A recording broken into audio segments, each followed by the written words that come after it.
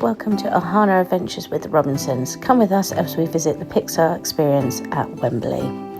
We booked this before Christmas on the official website. It was quite an easy process to use. Having a look on there now, you can book up till the end of June. Tickets are children up to the age of 15, and then it's adults and over. Under 2s are free, and also infants are free. Please bear in mind that if you have got children in a buggy, that you can't take a buggy around with you, and that there's a buggy area at the beginning. The time slots are done morning, afternoon and evening. We went at 2 o'clock and it was very busy. Time slots do get booked up, as you can see here. This is for the following day, just as an example. There was a VIP experience option as well, which was £49. A family in front of us got this. There was a photo that they got, a lanyard and some other bits they collected at the end. We didn't think it was worth our while doing this.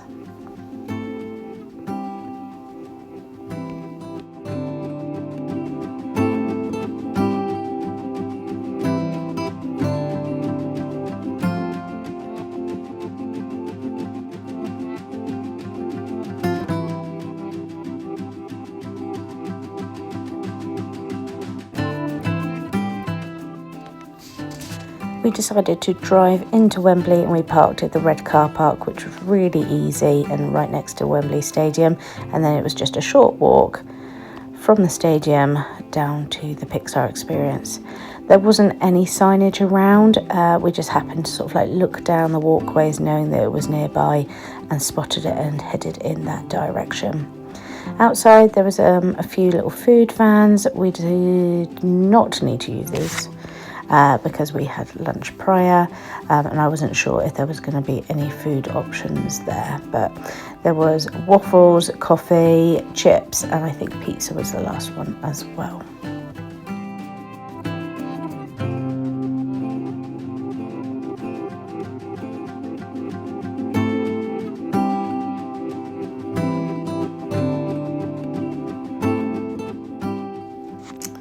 Going into the experience was easy. There was just a quick bag check and then you queued up to have your ticket scanned. There was toilets prior. These are the only toilets around the whole attraction.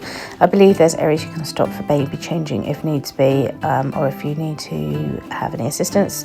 There is a person in every room that can help you. There's also a cloakroom area as well, which we didn't use. Then queue up after this. You can have a photo taken by a professional photographer, and then you're put into this corridor and wait to go into the first screening room. The process was quite short. I think we queued for about 10 minutes. We were the last in that block of people to go through, which I highly recommend to stay near the back, as then you're in the room last and there'll be less people for photos. So you're taken into like a cinema room where they just tell you about the experience and what's going to happen, and then you go through. So before each room you have a little write-up about what film it is and what to expect with the little QR code if you need a audio translation about what your experience. This was one group. It says that each room holds up to 70 people. I think that there should have been less personally. I think there was way too many people. We decided to hang right back until majority of the people had gone, so then we could get some photos without anyone in. Over there you can see a little Pixar ball. In every room there is a Pixar ball to try and find, just as a bit of a fun game for the children. The details and everything were really good. It was nice to be able to sort of like recognise things that were from the films. This was actually the second room, so there was 2 up rooms in total. It was great to have a few photos. The person in each room is there to help take photos if you want some family photos, but we were happy just to switch the camera between ourselves and get some shots. Each room is connected by a little corridor like this. So here's another little write-up about which one we're going into next, which was the Monsters Inc. room. This one was a lot bigger than the previous room, so there was more space for more people, but as you can see, majority of the group have already gone through to the next room.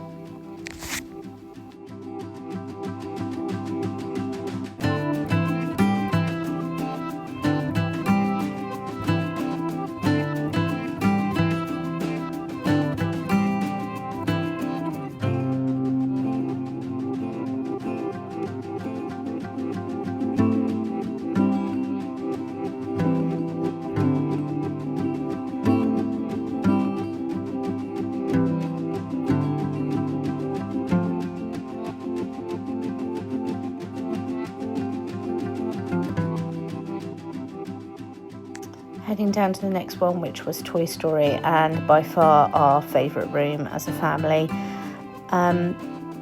More people hung around in this room, I'd say, because it was very Instagrammy. They loved the idea of everything being so big, and I think probably we spent quite a lot of time looking around this room and getting some good photos. It was just nice to feel like you were a toy. And experience like what it's like to be in the movie, which was a good fun. Where the other ones were more kind of like photo scenes, this felt like you were actually in the movie.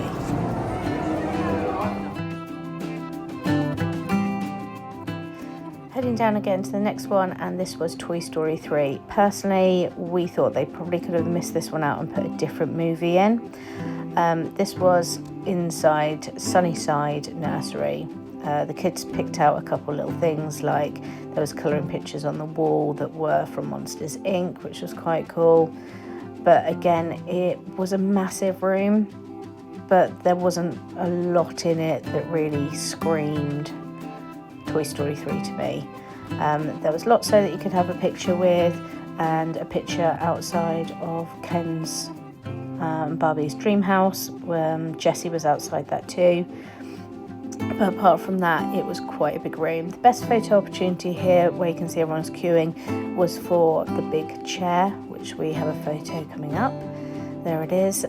So that was probably the best photo op. After that, this one again, this was Elemental. This was a tiny room and not a lot to it. It's a film that we all love, but I think they probably again could have done something different, or made the room a bit bigger, or added like a second scene in it or something like that. So it was very clever, where you can see the flames and the water moving, but it wasn't one of our favourite rooms. It was kind of like a quick photo, walk in and out situation.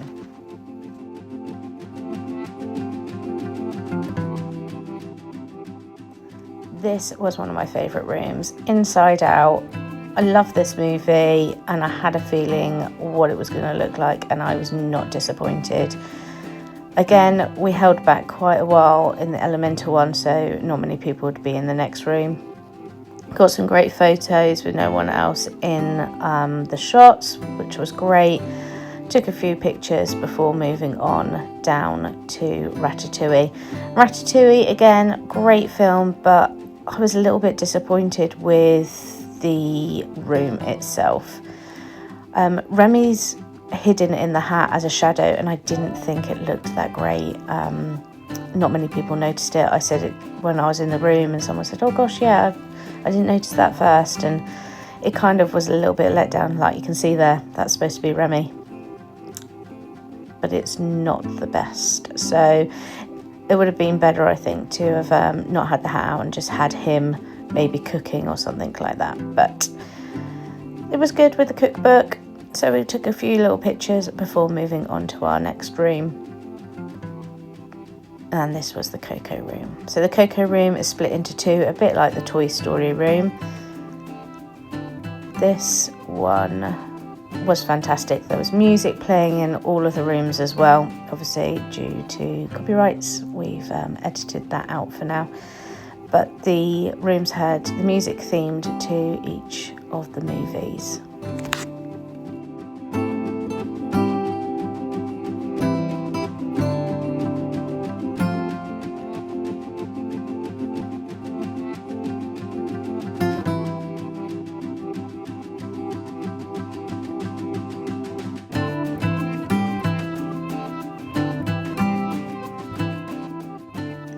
moving on to the second Coco room, and this was lovely. The floor moved with the images, but it was a really large room and not a lot in it. There's one scene where you can have a picture. My children pointed out that it would have been better if they had Miguel in his red hoodie and the skeleton makeup on, but they didn't have anything like that in there, so that was a bit of a shame. Again, I think they could have done more of the space in this one, or added more characters into it.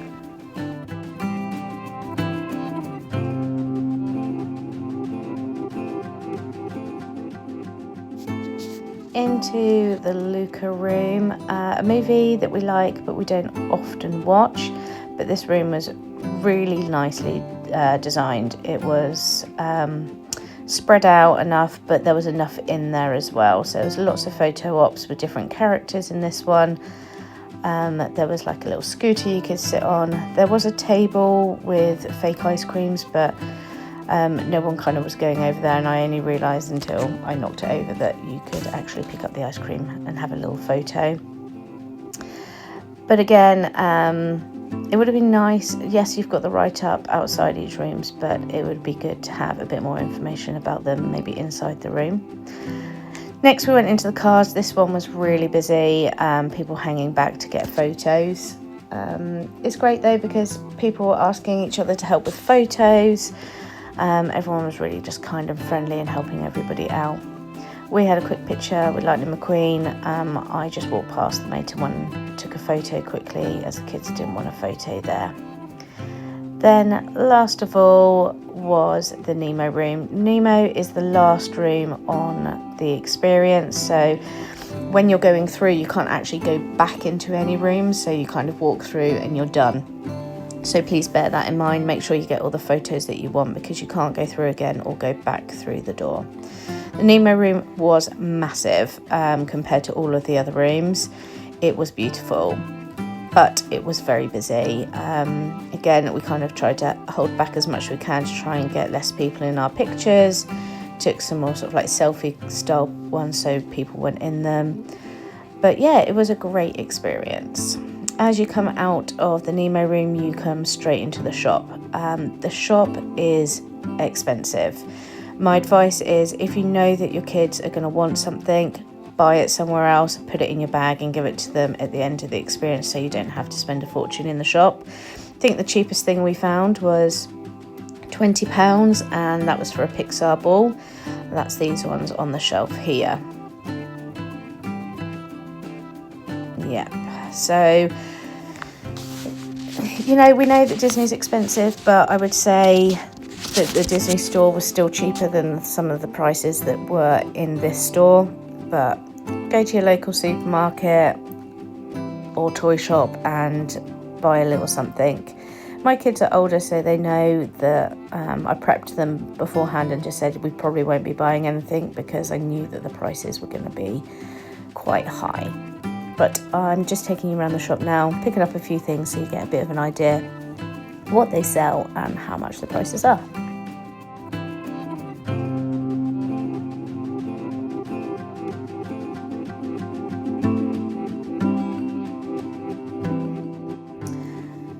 We spent about an hour in total at the experience. That included the process from getting our ticket scanned, waiting to go into the experience, and also going around the shop, which we spent about 5-10 minutes in.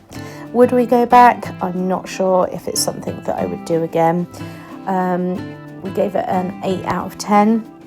I think the children enjoyed it more than they expected to, but it isn't something that I would recommend for really little children. You're not allowed to sort of like touch and climb on a lot of things, so there was lots of children that wanted to do that and were getting upset.